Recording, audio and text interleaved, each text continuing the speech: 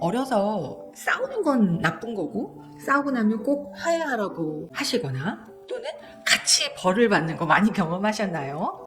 특히 형제가 많은 집에서는 싸우면 꼭 공평하게 다 같이 혼나는 경험 여러분도 하셨을 거예요. 그래서 우리는 화해를 하는 법이 다 같이 벌을 받거나 억지로 미안한 마음도 없지만 혼나지 않기 위해서 사과를 하기도 하죠. 그리고 나서 돌아서면 또 변형계가 활성화가 되기 때문에 감정이 너무 커서 어떤 일이 있었어도 그것을 깊이 생각한다기보다는 바로 감정 전환이 돼서 또 막 재밌게 놀고 까르르 재밌게 같이 놀죠. 이랬던 어린 시절이 기억나실 거예요. 근데 문제는 이제 초등학교를 벗어나서 부모님의 개입이 점점 적어지게 돼요. 이제는 그런 환경이 더 이상 없는 거예요. 내가 해야 되는 거죠.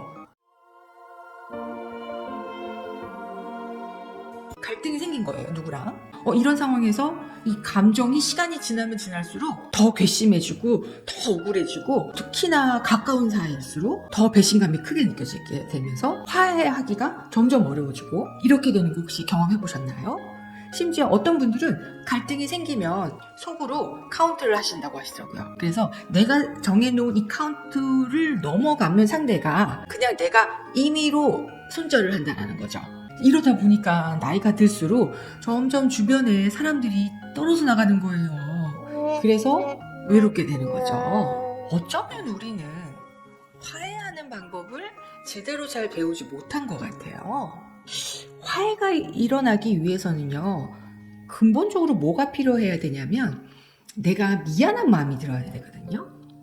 그리고 상대방의 입장이 이해가 돼야 되고 생기더라고 하더라도 원망 많은 마음이 이 억울한 감정이 8, 90%고 미안한 마음은 뭐 한 1, 20%? 이 정도 되다 보니까 더욱 화해하기가 어려운 것 같아요. 근데 미안한 마음이 들지 않는 이유는 내 입장에서는 내가 너무 옳은 행동을 한 거예요.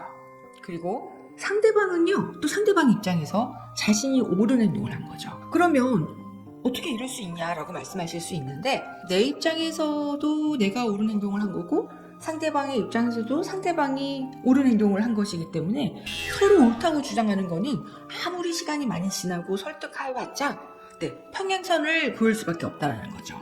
내가 어떻게 혹시 사과를 하고 화해를 하는지 한번 그 유형에 대해서 오늘은 좀 얘기해 보려고 해요. 3가지로 좀 분리를 해봤어요. 먼저 첫 번째, 회피형이에요.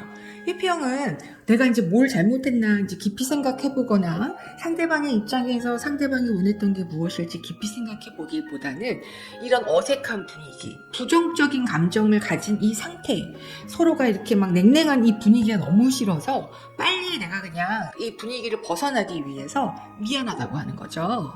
부모나 상사 같은 경우에는 그냥 빨리 미안하다고 하고 넘어가려고 하게 되는 경향성이 더 커지게 된다는 거죠. 그런데 이렇게 되면 어떻게 될까요?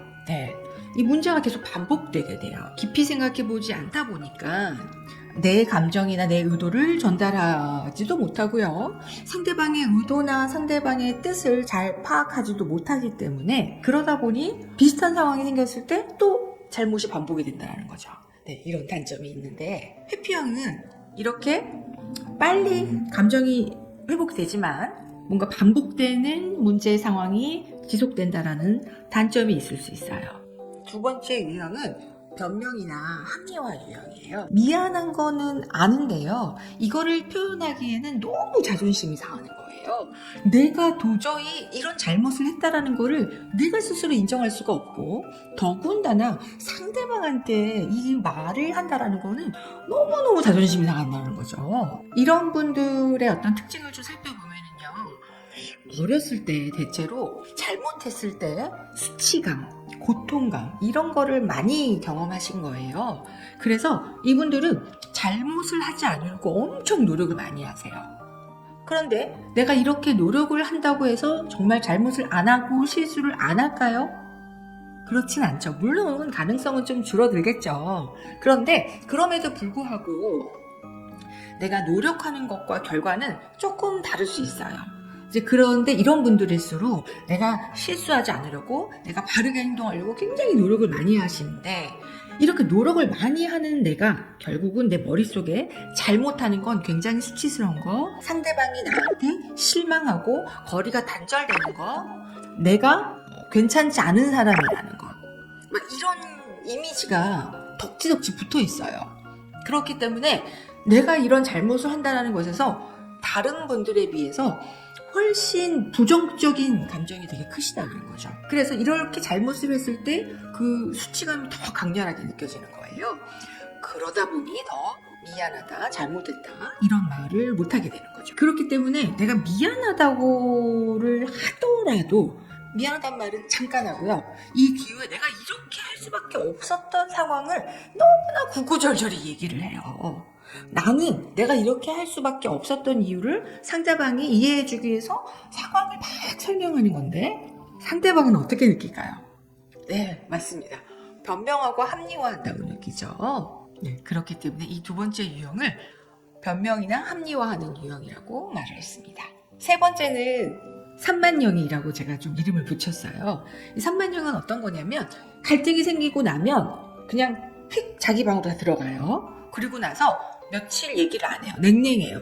그러다가 이렇게 시간이 지나면 어느새 어떤 상황이 발생되고 상황이 발생이 되면 그 상황에서 우연히 그냥 얘기를 한두 마디 하면서 마치 아무 일 없었다는 듯이 서로 다시 원래의 관계로 돌아가는 거죠. 네. 그래서 이거를 제가 3만형으로 해놨어요. 그래서 내가 왠지 이런 진지하게 내가 뭔가 잘못했다고 느끼더라도 이런 거를 그냥 내가 혼자서 알면 됐고 상대방도 느끼겠지라고 생각하면서 실제로는 상대방이 어떤 생각을 하는지 확인은 못하는 거예요. 어떤 것이 미안했는지 자기가 왜 어떤 부분에서 그런 생각을 해서 그런 선택을 했는지 확인할 길이 없는 거죠. 그리고 정말 상대방이 미안했는지 아니면 여전히 그냥 뭔가 야속하고 원망스럽고 억울하지만 그 시간이 지나면 감정이 이렇게 흐려지잖아요. 상대방이 왜 잘못했는데 넌 나한테 사과 안 해? 라고 하면 그게 너무 어색한 거죠. 그렇게 나한테 요구하는 게 마치 나한테 너무 이상한 걸 강요하는 것 같고 그래서 거부감이 많이 들어요. 그래서 머릿속에 미안한데 미안해 라고 뭔가 이렇게 얘기를 하는 것 자체가 잘 상상이 안 되시는 유형이 이 세 번째 산만형이라고 하는 거예요. 네, 이렇게 나도 몰랐던 나의 사과하는 유형 또는 화해하는 유형에 대해서 살펴봤어요. 혹시 나는 이 세 가지 중에 어느 유형에 속하나요? 그렇다고 한다면 이 세 가지가 좀 부정적인 역기능적인 화해 방식이잖아요. 그래서 다음에는 제가 이렇게 그렇다면 건강하게 화해하는 방식은 뭘까에 대해서 한번 준비해 보겠습니다. 네, 감사합니다.